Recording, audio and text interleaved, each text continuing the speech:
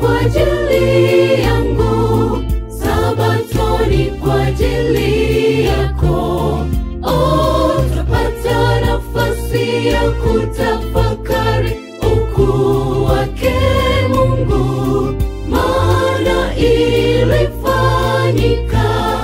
kwa ajili ya mwanadamu na si mwanadamu kwa ajili ya Sabato.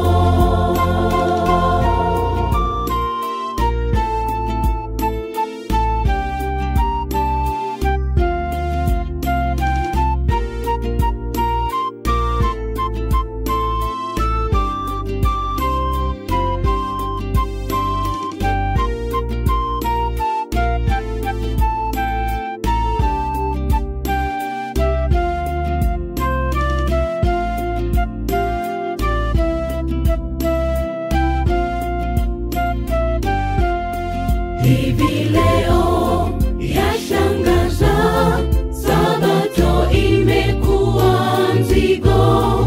Tunafanya mambo yetu bila kujali agizo la Bwana, na wengine wamefuata agizo lile la mwovu.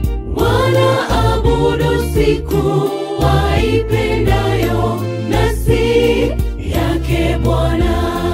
Sabato ni kwa ajili yangu, Sabato ni kwa ajili yako. Utapata nafasi ya kutafakari ukuu wake Mungu, maana ilifanyika kwa ajili ya mwanadamu na si mwanadamu kwa ajili ya Sabato. Sabato ni kwa ajili